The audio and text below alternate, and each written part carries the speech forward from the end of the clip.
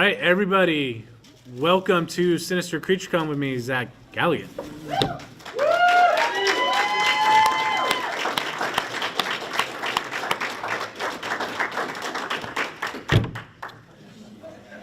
Gizmo lives.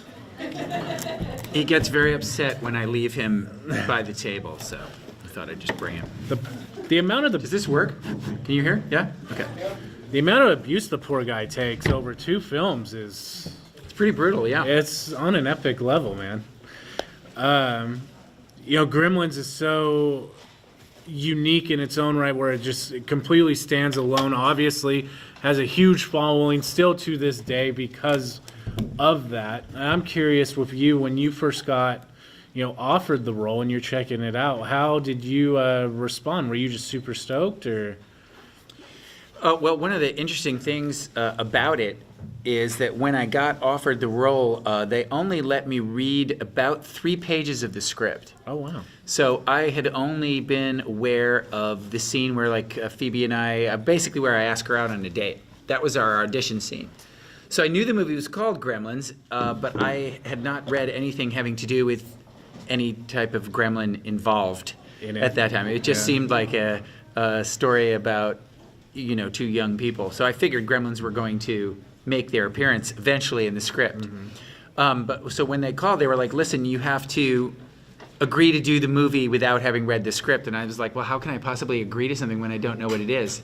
They're like, well, Mr. Spielberg would like an answer soon. I was like, I'll do it. So I basically said yes to the film, sight unseen. And then that was kind of an interesting experience because we're talking here, please. Just kidding. It is kind of a good experience because you're kind of like, I got it. Now what did I get? So you're reading a script in a completely different way. Yeah. Because usually as an actor, you read the script going, do I like this? Would I get this? Is this cool? Is this it? Now it was like, you got it, and this is what you get to do. Yeah. You get to blow up the theater. Spoiler alert, I blow up the theater. So it was very, very different that way. It's the only time it's ever happened where, and obviously they wouldn't give us the script for, leaking purposes and wanting to keep it secretive. Is that kind of why you think they did it the way they did it? Was just for the fact that if they were worried that people auditioning for the role were going to say, hey, this is what they're making? Oh, 100%. I mean, we would get when I finally got the script, it had Galligan stamped across every single page. Oh, wow. So that if it leaked, they'd be like, gee, I wonder who leaked this. Right? So that was without question the reason why they did it. And when we did Gremlins 2, even when we were shooting it on the streets of New York, which we only did for about 3 or 4 days, the rest of it was shot, on recreations of the 101 Park Avenue building at 40th Street. They just recreated the entire interior of the building at stage 16. They would advertise it as the movie that we were shooting was called Monolith. That was just the cover name for the movie when we were shooting it. So when you see us outside, if you ever see some of the Gremlins 2 outtakes, it says Monolith, director Joe Dante on it. It doesn't say anything about Gremlins 2, and that's just to throw people off the scent so they don't figure out, what's happening. So when you arrive, you guys are filming. What is your first reaction when you see this guy brought to life in front of you and you guys are rolling? Well, what first happened was this. I had never been to California until I got Gremlins. I'm a native New Yorker, so I didn't even know how to drive. The entire time we did Gremlins, they had to give me a driver in a van because I couldn't drive a car. In the movie with the Volkswagen Beetle, not only could I not drive, I couldn't drive a stick shift. So basically, every time you see it, there's a stunt person driving the Volkswagen because I couldn't drive. Which is I always find that extremely amusing when I watch the movie. I'm like, wow, look how good I am not driving while I'm driving.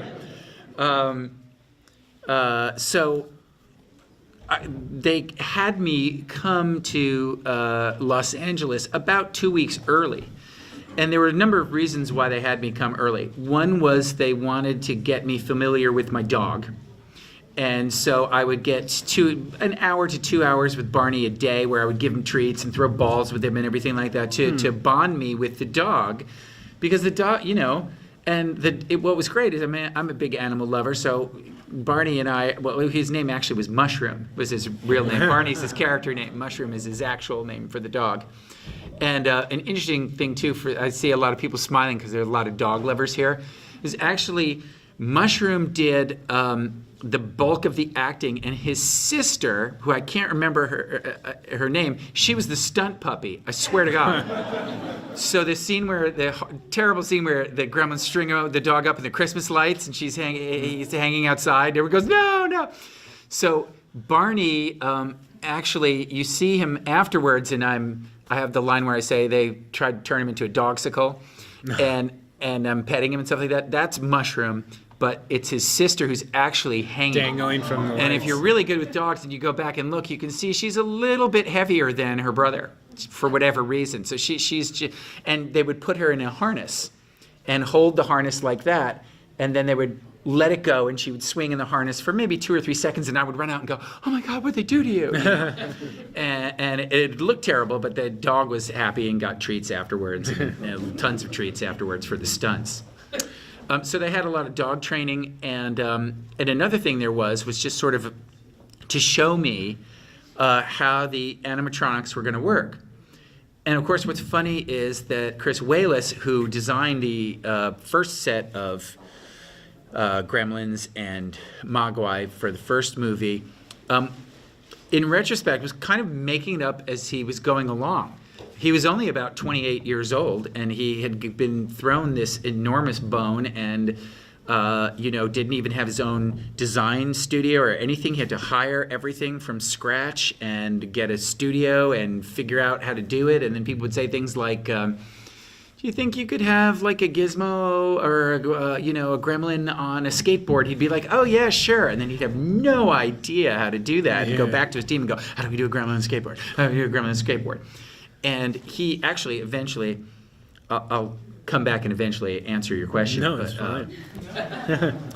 But I didn't find this out. It's kind of amazing when you're on a movie. A lot of stuff is compartmentalized. And I mean, they worked on the movie for a good almost 2 years before I was a part of it. So there's a whole 2 years worth of stuff and drama that went on before I got there.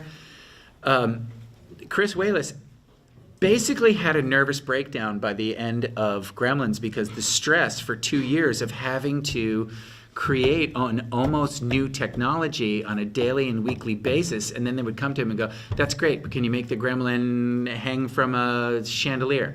"Oh yeah, no, we can do that." "Can you make it do this? Can you make it?" They kept raising the bar. Yeah. So just when they finished doing some unbelievably work-intensive thing, it's the equivalent of like coming and taking a huge stack of papers and putting it on the desk just after you finish the last paper. So they kept doing that to him for 2 years, 2.5 years, and we did, most people don't even know how long it took to shoot Gremlins. We did 4 months of shooting with humans and puppets. And then when Phoebe and I left, you had another 5 months of just Gremlin shooting. So I went away, I left August 4th, and I came back for the wrap party, which was in December. And I came, like a week early, and they were in the last 2 or 3 days. I walked in, and I'm like, "How's everybody doing?" And they were like, "Shut up, we're gonna kill you." They had been there the entire time. I was having a great time. I had 5 months off. They were there every day trying to get some gremlin to stick his finger in a light socket, or who knows what Joe Dante came up with at the time. So, so apparently towards the end, Chris Walas, like just one simple, you talk about the straw that broke the camel's back. He like on his way to go do something and it fell off the back of a pickup truck and really hurt his ankle. And that was like the last step that made him go, "And then hurt my ankle." And then he freaked out and had a nervous breakdown. So when they came to do Gremlins 2, they said, "Do you want to do Gremlins 2?" And he literally had like a PTSD thing. Oh man! He literally had like a, I can't. And they were like, "You don't have to do it, but we want to offer it to you first." And that's why Rick Baker ended up doing it, because Chris Walas was well. There's a number. Before you feel too bad for Chris Walas, you should know that he got 1% of the merchandising. Oh, wow. which made in 1984 money somewhere in the area of around $1 billion with B dollars. Jeez. So I know his share ended up $13 million in whatever, maybe it was half a point, something like that. So he ended up with $13 million for doing Gremlins. So Yeah. he's been wealthy since 1984 and he was 28. So yeah, it's terrible. He had the nervous breakdown, but he's really happy and living in Oregon. So Yeah. Fair trade. it was pretty fair trade. So anyway, how did I feel about seeing them? So they brought me in to see and I'm a 19-year-old kid who was raised on horror movies, and I was like, what, this and that, and it's so cool, and I can't believe it, and this, and oh, he's so cute, and blah, and what's his name, and his gizmo, and blah, blah, blah. I mean, it was just, I can still feel it. If I really go back and think about it, I can still really emotionally feel it. And when we did the 30th anniversary thing for Empire Magazine, which is a great British film magazine, they got a bunch of us together. Chris Wayless, Rick Baker. That's where I heard about Chris's nervous breakdown, from him for the article, so it's not like I'm telling tales out of school. Rick Baker, Chris, Joe Dante, Dick Miller, myself. And Chris Wayless said, you want to say hi to an old friend of yours? And I said, oh, come on. And he had brought an original gizmo, Oh, wow. which, I hadn't seen. Rick Baker's designs, which were unbelievably brilliant, completely, very, very different from the ones that we did in '83. So I saw there was a little gizmo in a cage. He's lying kind of on his back, sort of looking slightly pathetic, quite honestly. They had kind of what we would call the sad face on Gizmo, so he's sort of going like, oh, like that kind of thing. I went over to say, and I was like, hey there, buddy, what's up? Kind of like half joking. And I smelled that smell that I hadn't smelled in 30 years. Wow. And suddenly I was 19 again, and it was unbelievable. I got all choked up, and I was completely not expecting it. I have really no idea why, because, it's just an inanimate object. But I guess it isn't. It's taken on a life of its own, and it was unexpectedly moving in a very, very strange way. And it just goes to show how sense of smell is a very powerful emotion in terms of sending you back to the moment. So it was it was a dream come true for a 19-year-old, plus coming to Los Angeles for the first time ever in summer of 1983. You guys are native Californians, so you know that there's been a lot of change over the last 35 years, and so that was just a very interesting time to go there and see, Hollywood the way it was back then. Yeah, you got to watch it evolve. Got to watch it evolve, but also, you're going on Warner Brothers Studios, and it's a world famous studio, and you're shooting in this set, and then literally across the street, like my trailer, my little camper is here, and Kurt Russell and Goldie Hawn are shooting Swing Shift over there. They'd never met. So I'm watching them first. They're chatting the first week that we're shooting, and then the next week they're walking hand in hand to the commissary, and you know what I mean? It's like, it's crazy. So those are like crazy little things that you wouldn't think that you see from just being on a set. I'm waiting on the line in front of me, and in front of me is Bob Fosse, waiting to get like a tuna melt. It's crazy. These are real people, real creative people and stuff like that, but they're also legends, and you're thrown into the mix with them at the same time. Yeah, it's like the fanboy moment, like the pinch me, I'm dreaming moment. Nuts. It's just crazy. It's very difficult to describe for someone who hasn't, lived through it. And then for the crazy thing is that you're not just there saying, oh, I'm a spectator. You're like, I'm part of this. I'm doing this movie, and they're taking me home, and they're putting me up, and this is crazy. This is crazy. With Gremlins too, all the filmmakers and actors and actresses I've had the privilege of interviewing, they always tell me pretty much the same thing. When you have a film like Gremlins, or really any horror movie that's become a phenomenon, a cult following, you ask the question, did you ever see it becoming as big as what it did? And they always say no. And with you when you guys were making it. Yes, he's merchandisable as hell. Like you could sell him all over the place. Was there even that inkling that it was gonna blow up the way that it did? Well, the funny thing is that apparently I'm the only member of the cast and the crew who thought it was going to be a huge hit. Really? Yeah. I guess I just had a lot of blind faith, and I was kind of really doing it as a math problem, because I thought to myself, well, let's see, E.T. came out the previous year that we were shooting it, and it's the most successful movie ever made in terms of box office. And then other successful movies include Jaws, who's also by the same producer, and Raiders of the Lost Ark, same director. This guy's track record is just through the roof. Like, even if it does 20% of what E.T. did, even if it does 15% of what E.T. did, it's going to make $150 million or $100 million. So it just seemed to me, coming on the heels of Poltergeist and E.T., it just seemed, and Spielberg at the time was shooting Indiana Jones and the Temple of Doom, which came out the same summer, and which, along with Gremlins, helped create the PG-13 rating, for those of you who don't remember that. Have you, because he was filming Indy, did you ever get to cross paths with him, meet him since filming Gremlins? Since filming Gremlins? Yeah, just like... Well, he was around for Gremlins too, of course. I mean, he was my boss, both films. And it's weird because he's, a pretty active person. Right. So he actually came to the set the first time when we were shooting the first Gremlins. He came to the set for the very first time. Very first time I met him was the kissing scene I had with Phoebe Cates in the department store. And I got there, and of course, it was a very strange thing because I had a massive crush on Phoebe, like the rest of the planet, and that scene kind of dangling, going, "Oh, you're gonna have to kiss her, dude." You know what I mean? And weeks had gone by, and she and I had become pretty good friends, but she never really showed any kind of inkling of romantic interest towards me in any way, shape, or form. Her boyfriend at the time was a solid 10 years older than I was. Oh, man. I mean, she's a pretty sophisticated 20-year-old from Manhattan. She's not going to want to have anything to do with another 20-year-old. She's going to date like a 29, 30-year-old guy.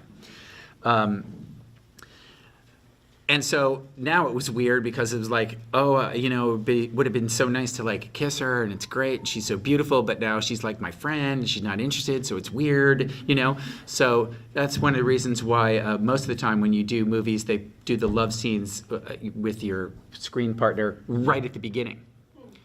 Because their feeling is like, well, if they like each other, great. And if they hate each other, let's get it out of the way. They do seriously think that way. So I'm all nervous about that. And we get to, I get to the set, and Joe goes, Joe Donnie has kind of a squeaky voice. He goes, "I have a special little surprise for you." I go, "What's that?" He goes, "Steven's on the set, and he's going to direct you guys in the kissing scene." I go, "What?" Wait a second, what? Like, I woke up all nice and calm this morning, and now Spielberg's going to, like, direct the scene? What? This is crazy. He was in Sri Lanka shooting Temple of Doom. Now he's here, and he wants to, he likes it, and he likes you guys and wants to direct the scene. I was like, okay. So Spielberg comes on and goes, "So here's my idea. You guys are just about to kiss, and just before you do, Gizmo comes up between the two of you and interrupts the kiss." He goes, "Isn't that great?" And I'm like this, "Yeah, that's a fantastic idea." Yeah, I love this guy. Gets on the set. Wow, that's a great idea. So we tried it actually a couple of times, and I don't know, it just seemed like it didn't work. And at a certain point, Joe Dante came up to Steven and said, "Steven, thank you, no." And amazingly, it kind of overruled him, and we just went back to the way it was written, and that's the way you see it in the movie and stuff like that. But Spielberg was around a bunch, and even when he wasn't, he was incredibly gracious. I remember one time he said to me, he said, if you really get bored, because there were some big breaks sometimes, Gizmo's ear would fall off or something like that, and they'd, Chris Walas would come over and he'd go, "Oh dear, oh my," and then Joe would be, "How long, Walas?" And he goes, 5, 6 hours, maybe 6 hours. So you'd have 6 hours, and if it's noon, you're going to probably try and squeeze in one shot before you go home at like 6 or 6:30. So I now have 6 hours off. So Spielberg would be like, come over to my office whenever you want to. And he had, you got to remember, it's 1983. He had full-size arcade games. He had Pole Position. He had Millipede. He had Food Fight. He had a bunch of these games. And of course, remember, I'm 19. So when I was either shooting a Spielberg movie or going to his office to play his video games. This is not a bad life for a 19-year-old. Or driving around on the mopeds that they gifted Phoebe and I so that we didn't get bored. We could just drive around Warner Brothers and get into trouble. So this is like the dream summer created of all time for a 19-year-old. And so, of course, I couldn't resist. I would go to his office, and most of the time he was not there because he's a busy guy and he was going and doing stuff. So you'd go in his office, and I don't know whether he knows this, but he'll know this now because you'll probably put this on the internet. I'd sit at his desk and put my feet up on his desk, and he had this sled, something called Rosebud from this movie called Citizen Kane. I didn't know what it was. And so he just had all of these original artifacts and the bike from E.T., where they flew up into the moon and everything like that. And that was just like the stuff hanging around in his office. So, seriously, magical? Is that the word that you use to describe it, or just surreal and insane and one in a billion, once in a lifetime experience? Right. No, I would agree with that for sure. Between the two... last question, and we'll open up to Q&A. Between the two films, what is your favorite scene?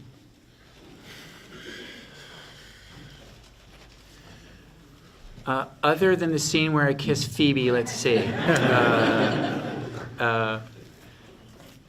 My favorite scene, it's funny. It's kind of like as the years go by, it sort of changes. I guess the 19-year-old in me that liked cool stuff, kind of like the scene in the whole sequence by the swimming pool where the gremlin jumps in and multiplies. Mm-hmm.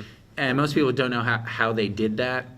I almost said how we did this, like how we did it, like I had anything to do with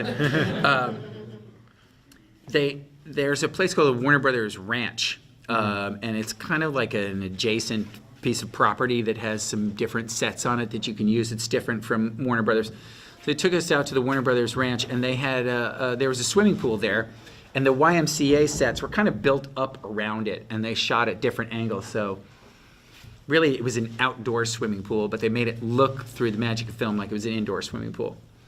So I said, so how are you going to do the gremlin going into the pool and the pool kind of erupting and having, 1,000 gremlins come out? And Joe said, well, what we've done is we have taken the pool and we've put all sorts of strobe lights all through it. And we're bringing in a giant tanker with about 10,000 gallons of liquid nitrogen, and we're just going to pump the liquid nitrogen into the pool, and apparently it makes quite a chemical effect. And I was like, really? And they're like, yeah. They're like, it should be pretty violent. I was like, oh, cool. That sounds great to me. So they're like, so we're only really going to do it once. So that's why they have a wide shot where you see me sort of standing there watching it. And then they said, wait 4 or 5 seconds and then run off. I think it was run off to the left. I said, okay, it sounds cool. So we did all of the stuff where it gets scratched, and then the shot would go like that, and the thing goes, splash, and goes into the water. And then we do the shot where I stand up, and first we just go through a little smoke in me to get the push-in shot of me going, and then we did the wide shot. So they bring this enormous tanker, and they take these two huge hoses, and they go action, and they start pumping in thousands of gallons of liquid nitrogen into this swimming pool. I don't know if you've ever had the pleasure of being around a swimming pool that's had thousands of gallons of liquid nitrogen poured into it. The ground starts to shake. It felt like the chemical reaction was incredibly violent. It felt like there was an earthquake going on, and everything was rumbling and shaking, and I think it took a lot of people by surprise how violent it was, and it was, for a 19-year-old, incredibly cool. I just thought that was so badass and so incredibly cool to it's like a giant Mr. Wizard science experiment. And did they got everything they needed in that one take? Yeah, pretty much, because the thing was so violent that you can see some of the strobes were going off, and then as it was bubbling and stuff like that, it was tearing up the lights and destroying them as it went along.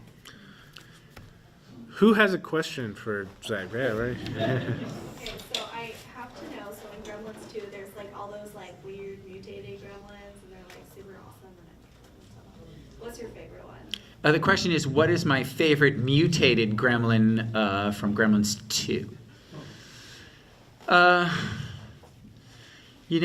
Again, it changes. I mean, for a while I was partial to the electric gremlin because I just love the fact that he's trapped on a phone in Muzak forever. This is such a great gag and idea of what's actual torture. But really, you have to go with the brain gremlin that was voiced by Tony Randall, because that's probably the greatest single special effect that I've ever seen in person. And maybe I should just briefly explain to you why. You got to realize when we did Gremlins 2, it's 1989. This is way pre-internet. And computers were reasonably sophisticated, but they were large and they were oversized. We didn't have desktops, etc. And what Rick Baker did, and Rick Baker is really one of the only people I've ever worked with who's 100% certified total and complete genius with a capital G. And I try not to use hyperbole too much. But this guy, I mean, you're talking about someone who's been nominated for 12 Oscars and won 7. I mean, that's just stupid. Yeah. I mean, he's just created almost. They had to create a category for him to honor him when he did his stuff in his original stuff in American Werewolf in London. So the guy's a complete genius. So what he did was, they had Tony Randall, who did the voice of the Brain Gremlin, they had him come and record all of his dialogue first. So he recorded his dialogue first. Then they somehow broke down his dialogue into digital impulses. Then they would feed the digital impulses into some kind of, early version of a computer. And the Brain Gremlin had something like 17 different facial muscles that it would do in order to mimic speech. So like they would do the A sound, it would be like this on his face, and the E sound would be like this on his face, and the sound would be like that on its face. So what happens is you take the dialogue, you feed it into the loop, and there are hundreds of wires going into the back of this Brain Gremlin, and you would just play the tape of the dialogue, and the face would move perfectly in time with the speech as they played it. Now, when you watch it now, you go, oh, well, it's an animated gizmo and a gremlin, and someone's talking over it. No. It's all done, and then speech is fed through the gremlin, and the gremlin speaks the way a human would speak just through the impulses that it gets in 1989. I mean, that's just crazy. Mm-hmm. And when you watched it happen, it was like you were watching some kind of miracle. You were just going, they would do it, and your jaw was dropping. There was nothing that was done. There's nothing in the movie when the Brain Gremlin's talking that isn't what you were seeing right there and then on the set. There's no CGI. It didn't exist in 1989. Didn't exist. So you should go back and watch that movie because, why wouldn't you? But you should go back and watch that movie and watch the Brain Gremlin, and you'll see really how remarkable a technological achievement that is for that time or pretty much any time. Right here. So I love Waxworks. Waxworks 2 is like amazing. Mm-hmm. I was just wondering, it's so totally different from the first one. Did you enjoy that? It was so different and all the different venues jumping through time. The question was, she loved Waxwork. She liked Waxwork 2 immensely because it's so crazy and because I transfer or I time jump through various things. In 1 second I'm in a Saturday Night Fever costume, and then the next second I'm in a medieval thing, and the next second I'm in a Godzilla movie, etc. And she said, was it fun? And did I enjoy it? I enjoyed the finished product. It was a very short shoot on a tight schedule, and I was in almost every scene, and I was shooting A unit and B unit, so it was exhausting. It was 6 days a week for about 5 days, and we shot in this really gritty part of Los Angeles called Vernon, where they're next to slaughterhouses and stuff like that. So it was not the world's most comfortable shoot. And I barely really remember a lot of it. It was kind of like, go here and do this. Go there and spit this out. Oh, here are the new pages. Spit that out. Go in there and say it and go this and that. So it was frenetic. But it is completely insane. And I got to work with people like David Carradine, and the late David Carradine, late Alexander Goodenough, I was friends with, who was a wonderful actor, who everyone knows from Witness and Die Hard. Marina Sirtis is in it, just a really, Bruce Campbell is in it, of course. One of the only people I've ever met who actually looked like a cartoon character in real life, Bruce Campbell. It was amazing. Dick Miller kind of looks like a cartoon character in real life too. He kind of looks like a cartoon. Maybe it's the chin, like he said, if chins could kill. So it was a tremendous amount of fun individually working with those people and making those relationships, stuff like that. But it was one of those really pressed for time shoots, which aren't always nearly as fun as some of the more leisurely ones, which barely exists now. The leisurely ones. Yeah.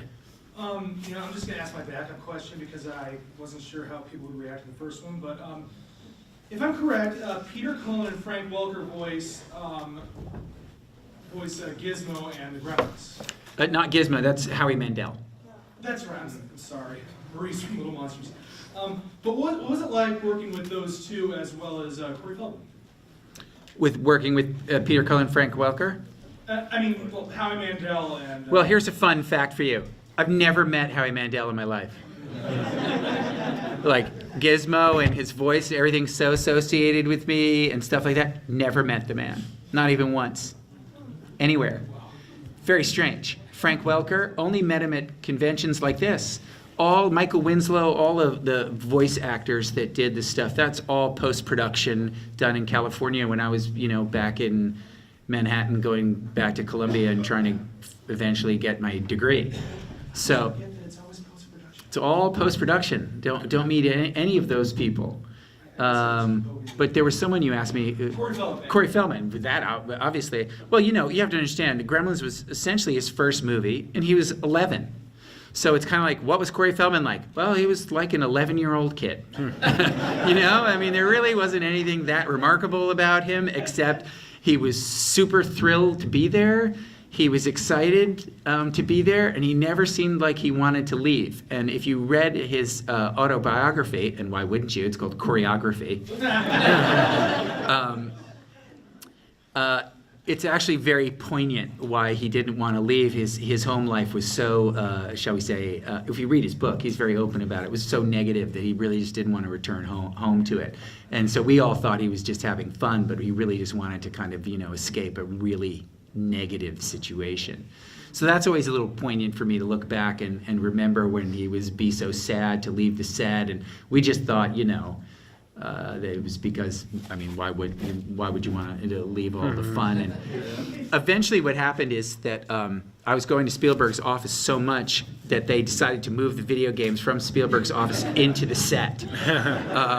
So that they wouldn't have to go find me and stuff like that. So one of my great joys in Gremlins was kicking Corey's butt relentlessly at Food Fight. It wasn't very fair. I was 19, he was 11. But I took enormous satisfaction in it because a win's a win, So he would be so frustrated. I beat him endlessly. He's like, that's not fair. How are you doing that? I found this one little loophole in it where I could just beat him every single time. Just for fun, I just beat him every single time. But he was a good kid. And then obviously when he went through, shall we say, his difficulties in his later years, it was very painful to watch. It's difficult. But he is a tremendous survivor, and he's managed to come through a lot of stuff that I think would have defeated a lot of other people. And so as far as I'm concerned, good for him. Real quick, you said that Howie's voice was post. So what did Gizmo sound like on set? Was someone doing the voice? or- No. Gizmo basically sounded like I would hold him, and he'd have all the cables and stuff going into my arms and down my legs and stuff like that, and down my sleeves, and I would hold him, and he would move, and he would just sound mechanical. So I'd be like, "Hey, Giz, what's going on?" And he would go, "Giz, giz, giz, giz, giz." So he would do that. And, people always ask me, like, was it difficult to work with the puppets? When you're an actor, you do all sorts of weird things. I mean, like I said, with the shooting love scenes the very first day, this is a person who could be a woman you've never met before, and now she's pretending to be your wife. And you're doing lovemaking scenes with her day one. That's a very strange thing to do with someone you've never met. Yeah. So pretending that a very realistic looking animal, prototype is actually an animal, pretty easy leap, really. It's no more difficult than pretending someone you just met is like the love of your life. So it's all pretend, and it's all just part of the very, very strange job that I have. Got time for a couple more, right? Fear? So most sequels to movies feel like a carbon copy, and Gremlins 2 is like one of those rare instances where the same filmmaker almost went like a completely different direction. And a lot of it's really wacky and silly, and I love it. But were you or some of the other cast worried on the set, going like, "What's Joe doing here? This is not what we were doing before"? Well, I was worried. I didn't really get it. I mean, I got it. I saw what they were trying to do. It was pretty plain. The real question was it going to work with the hardcore fans? But the bottom line was that Joe Dante simply did not want to do a Gremlins 2 unless he could do it his way, unless he had complete control. Because his feeling was he'd made the first Gremlins, and to him he felt that was, about as good as you can make that movie. So he didn't want to come and just repeat himself. He's like, if I'm going to come back, I'm going to do something completely different, And so that's why you had the tonal change. Now, the tonal change can oftentimes work. Take a look at Alien and Aliens, for example, right? Two different directors with two wildly different movies with two wildly different tones. Love both of them. So I was aware of and worried about the extent to which there was a lot of gremlin, shall we say, gremlin on gremlin interaction as opposed to gremlin human interaction. Yeah. And when you see the movie, to me, if there's a big flaw in Gremlins 2, and to me it is a big flaw, is that there are whole sections of the movie that go on for 6 or 7 minutes where it's nothing but puppets, and I'm sitting there going, am I watching a Muppet movie? And I'm in it. So I figured if I'm having that feeling, maybe there's some other people that are having that feeling too, like, this is getting a little bit like a kid's movie. And then you open it up with a cartoon, like literally open it up with a Looney Tunes cartoon. So it's not, I don't dislike Gremlins 2. I think there's some amazing stuff in it, but I'm much more of a fan of the tone of the first one. I think the first one balances horror and comedy in a way that's very difficult to do, and it's really only been matched by a handful of other movies like American Werewolf in London that I said, even something like Krampus is maybe more recently kind of a good example of, an interesting balance of horror and comedy, but that tonal balance is very, very difficult to do. And to me, Gremlins 2 is, I would like it to be a little bit scarier. It's just too silly for me. I'm like Monty Python, stop being silly. And let's get some scares in there. Let's get this a little creepier. And like, where's the equivalent of the mom in the kitchen sequence in Gremlins 2? There is none. And I think it hurts because of that. I think the movie hurts because of that. And then of course it came out, and there were some other things, scheduling and whatnot, when they actually released it that hurt it too. But it came out and it did not do well, and it essentially kind of bombed and it killed the franchise. So that makes me, I'll just be specific, kind of grumble about it a little bit, like, oh yeah, the funny one that didn't work, oh that's great, So It was risky, and I would say at the end of the day, it's really kind of recouped some of its losses in terms of it has a very, very nice pedigree now. People really reappraise Gremlins 2 and find it to be this subversive, meta, breaking the mold, postmodern exploration of consumer culture. It's all of these things, you know what I mean? And they analyze it and they find it to be really good. I've probably only seen it maybe 4 or 5 times in my entire life. And I enjoy it. It's just, I prefer the first one. Folks, we are actually out of time. We just got started.